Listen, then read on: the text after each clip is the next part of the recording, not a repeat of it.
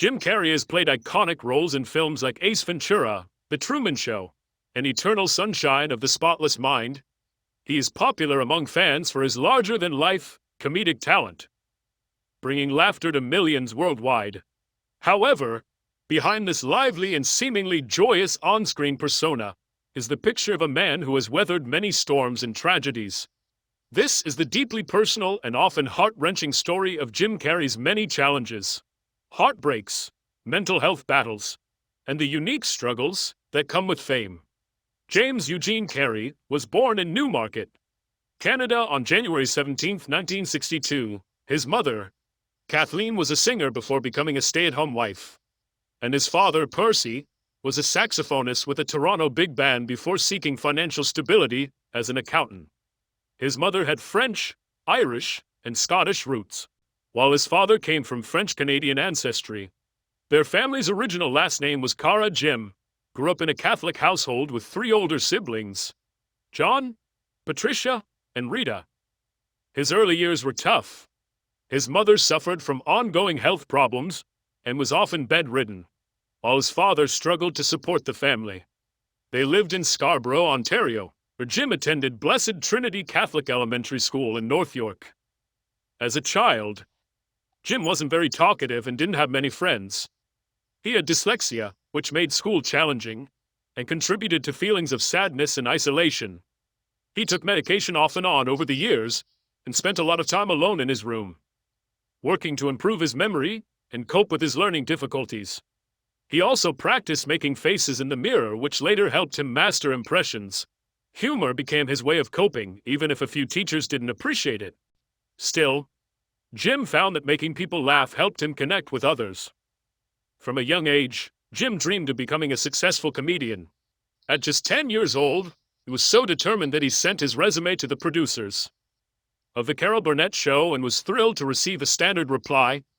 He was heavily influenced by the British comedy show Monty Python and was especially inspired by the character Ernest Scribbler, played by Michael Palin in the sketch The Funniest Joke in the World.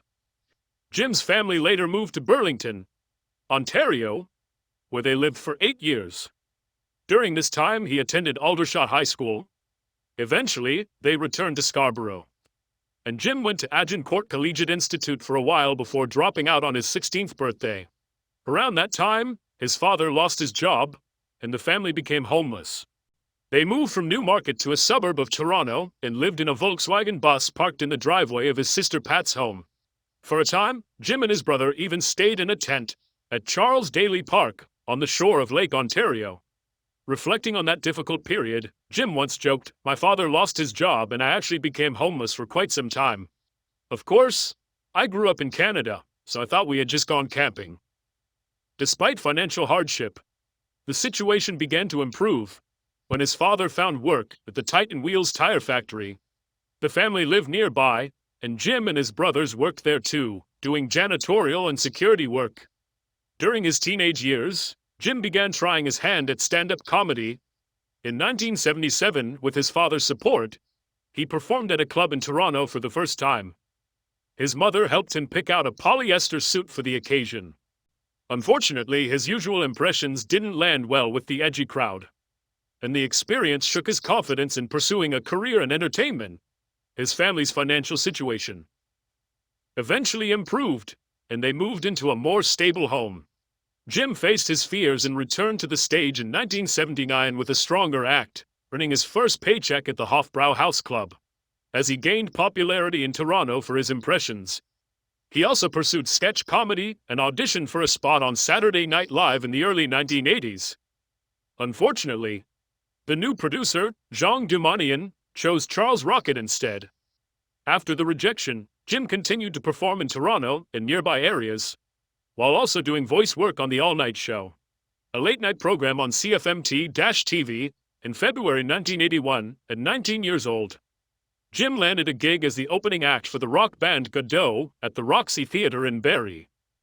The rock audience didn't appreciate his act and booed him off stage. However, just 2 weeks later, a positive review of his performance at Yuck Yucks was published in the Toronto Star, calling him a rising star.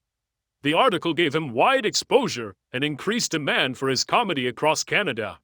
In April 1981, he appeared on the TV stand-up show An Evening at the Improv. And later that year, he starred in a TV movie called Introducing Janet, where he played a struggling impressionist comic. The film attracted over 1 million Canadian viewers and marked his first significant acting role. By 1982, he had reportedly performed 4 talent scouts from The Tonight Show in hopes of landing a spot as a stand-up comedian. At this point, he was already making a living through comedy, writing most of his material and performing alongside legends like Buddy Hackett and Rodney Dangerfield. Known for his high energy and quick wit, Jim could mimic over 100 characters from Humphrey Bogart to Kermit the Frog, though he was advised to refine his act. He returned to Toronto, where he already had a strong fan base. He toured with Rodney Dangerfield and did 2 sold-out shows at Massey Hall on June 19, 1982. In early 1983, Jim moved to Hollywood and began performing at the Comedy Store. He was determined to get on The Tonight Show, and it appeared he would achieve that in the spring of 1983. But a poor performance at the Improv set him back. Despite the setback in Los Angeles, he remained a favorite in Toronto. In late April 1983, he performed 3 shows at B.B. Magoon's, and during this time, CTV's W5 aired a special feature on him, giving him even more recognition in Canada. Around this period, Jim began a relationship with singer Linda Ronstadt, who had been a member of the Stone Ponies and released 28 studio albums. Collaborating with artists like Paul Simon and Frank Zappa, they met after. She saw him perform at the Comedy Store at the time. He was still living with his parents. She invited him to tour with her as an opening act, but he declined and asked her out instead. Jim later said they dated for about 8 months and described her as an incredible human being. Linda was 15 years older than Jim. Professionally, Jim continued trying to break into Saturday Night Live, auditioning again for the 1985-86 season. Despite his growing film career and success in stand-up, he was rejected without even having his material shown to Lorne Michaels. Still, his 1985 movie Once Bitten performed decently at the box office after its November release. He made one more attempt to join SNL in 1986's Third Tribe, but even after performing for Michaels in the cast, he was passed over in favor of other comedians like Dana Carvey and Phil Hartman. In 1987, Jim married Melissa Woolmer, a relatively unknown actress who had roles in Man on the Moon, Real Stories of the Donut Men, and The Yesterday Show with John Kerwin. They met when Jim was still a struggling comic, and Melissa was working as a waitress at the Comedy Store. They eventually had a daughter, Jane Aaron Carrey. Now settled with a family, Jim felt the urge to grow as a performer. Tired of relying on celebrity impressions, he started shifting his act to focus more on observational and character-based humor. This change wasn't always well received. Some club owners were disappointed, and he often had to improvise for unimpressed audiences. But he was determined to evolve. While refining his comedy, Jim also kept pursuing acting. From 1990 to 1994, he was a cast member on In Living Color, sketch comedy show that significantly boosted his profile and led to his breakout film roles. In February 1994, Ace Ventura, Pet Detective was released and became a hit, grossing $72 million in the US and Canada. That success opened the door for major opportunities. The Mask, released in July 1994, made $351 million worldwide, and Dumb and Dumber, released in December that same year, earned over $270 million globally. Jim received a Golden Globe nomination for The Mask and was ranked second in the top 10 money-making stars poll.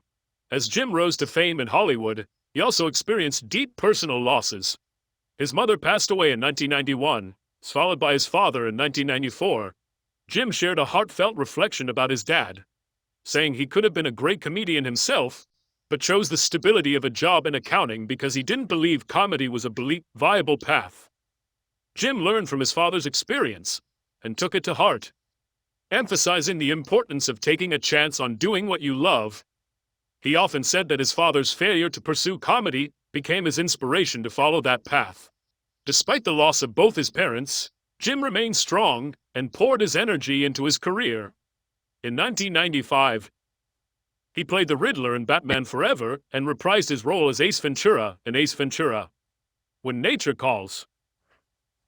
Both films were major box office successes that same year. However, Jim faced another personal blow. His marriage to Melissa Walmer ended in divorce. They had been married since 1987, but the pressures of fame and his growing celebrity reportedly strained their relationship. Some reports describe Jim's personality as swinging between deeply caring and emotionally distant, which created difficulties at home. His budding relationship with actress Lauren Holly, whom he met on the set of Dumb and Dumber, also contributed to the split. Following a lengthy legal battle, Jim and Melissa settled with a $25,000 monthly child support agreement and a $3 million payout for Melissa. A year after his divorce, Jim married Lauren Holly. They wed on top of a mountain on September 23, 1996. Though Lauren denied being the cause of Jim's first marriage ending, it was clear the two had fallen for each other during filming. The marriage, however, was short-lived and lasted only 9 months. Despite their union, Lauren's acting career didn't gain the expected boost, though she was technically entitled to half of Jim's earnings during their marriage, including the $20 million he made from Liar Liar and The Cable Guy. While The Cable Guy received mixed reviews, Liar Liar was a critical and commercial success, earning Jim another Golden Globe nomination in 1998. Jim took a pay cut to star in The Truman Show, a dramatic departure from his usual comedic roles. His performance was widely praised, earning him a Golden Globe for Best Actor. That same year, made a satirical guest appearance on The Larry Sanders Show, poking fun at the entertainment industry. In 1999, he took on the role of Andy Kaufman in Man on the Moon, demanding an emotional role that earned him another Golden Globe and critical acclaim. In 2000, he teamed up again with the Farrelly brothers for Me, Myself and Irene, where he played a state trooper with dissociative identity disorder. The film performed well at the box office. That same year, he played the Grinch in How the Grinch Stole Christmas, a performance that earned him another Golden Globe nomination. After his second divorce, Jim entered a relationship with actress January Jones. At the time, she was an up-and-coming actress with roles in Bandits, Taboo, and Full Frontal. Being with Jim, who was then a major Hollywood star, helped boost her visibility. A year after their relationship began, Jim starred in Bruce Almighty alongside Jennifer Aniston and Morgan Freeman. The film was a global hit, and January's career began to gain momentum, eventually landing her a role on Mad Men in 2007. Despite the initial benefits, the relationship ended, like many of Jim's past romances. While working on Me, Myself, and Irene, Jim began a relationship with actress Renee Zellweger. The two dated seriously and even got engaged for a short time. According to reports, Renee had pushed for engagement, saying she wouldn't continue dating unless Jim proposed within a year. The relationship only lasted 18 months. It was said that Jim's mood swings impacted Renee, while her fiery temperament added more tension. Renee also wanted children, but Jim, who already had a teenage daughter, wasn't ready for that step again. These differences ultimately led to their breakup. Despite another failed relationship, Jim remained focused on his career. In 2004, he became a dual citizen of Canada and the United States. That same year, he starred in Eternal Sunshine of the Spotless Mind, which earned him some of the highest praise of his career. Many critics called it his best performance to date. He received a Golden Globe nomination and his first ever BAFTA nomination. He also appeared in Lemony Snicket's A Series of Unfortunate Events that year, and was inducted into the Canadian Walk of Fame. In 2005, Jim entered a high-profile relationship with Jenny McCarthy. At the time, she was known for roles in Scary Movie 3, What I Like About You, and The Bad Girl's Guide. Jim and Jenny quickly became one of Hollywood's favorite couples, staying together for 5 years. Their sudden breakup in 2010 surprised many fans. 2 years later, Jenny criticized Jim publicly on The Howard Stern Show, claiming he hadn't seen her autistic son since their separation, a remark that stirred significant media attention. Jim was accused of abandoning Jenny McCarthy's autistic son after previously being a significant presence in his life. However, in 2014, when Shia LaBeouf publicly attacked Jim's parenting abilities, Jenny defended him, showing that, despite their breakup, the two had improved their relationship over time. Jim didn't let these controversies slow him down and continued to thrive in the film industry. He took on a variety of roles in projects like I Love You, Philip Morris, A Christmas Carol, Mr. Popper's Penguins, and even returned to one of his most iconic characters in Dumb and Dumber 2 in 2014. Jim's next relationship was with Catriona White, a makeup artist from Ireland who had worked with celebrities like David Hasselhoff and Lindy Greenwood. The two started dating in 2012, broke up in 2013, and reunited in May 2015. Catriona struggled with depression and had previously talked about harming herself. Tragically, she ended her life in 2015, just days after their final breakup. She had told friends that she loved Jim deeply and that their relationship felt like a roller coaster. She reportedly felt emotionally dependent on him and sensed he was distancing himself. Although they were no longer together at the time of her death, Jim flew to Ireland for her funeral and served as one of the pallbearers. What followed was a legal nightmare. Catriona's mother, Bridget Sweetman, and her ex-husband, Mark Burton, sued Jim, blaming him for her death. They alleged that he had introduced her to harmful substances and emotionally mistreated her. Jim's legal team discovered that a 2011 medical document used in the case, which claimed she was healthy before meeting him, was forged. This ultimately helped clear Jim's name, although some media outlets continued to portray him negatively. In 2016, he was photographed with a new woman in California. But shortly after, he largely disappeared from the public eye and took on fewer roles. During this quieter period in his career, Jim starred in the TV series Kidding, playing the emotionally complex children's show host, Jeff Mr. Pickles. The role marked a shift in his career tone and seemed to reflect some of the pain he had experienced in his personal life. It was evident to many that Catriona's death had a lasting impact on him, and close friends noted that he hadn't been quite the same since. In 2020, he co-authored a semi-autobiographical novel titled Memoirs and Misinformation, which blurred the line between fiction and reality, giving readers a glimpse into the mind of someone deeply affected by fame and loss. That same year, Jim took on the role of Joe Biden in sketches for Saturday Night Live. However, the reception was mixed, with many feeling his energetic style didn't match Biden's calm demeanor. Jim stepped down from the role in December 2020. Around that time, played the villain Dr. Robotnik in Sonic the Hedgehog, a performance that was widely praised as a return to form. The film's success led to a sequel, Sonic the Hedgehog 2 in 2022, which broke box office records and gave Jim the biggest opening weekend of his career. Also in 2022, Jim lent his voice as the narrator of the weekend's album, Dawn FM, showing his continued influence in entertainment beyond acting. In April of that year, he publicly announced that he was considering retirement from acting. He explained that he felt he had done enough and would only return if something truly special came.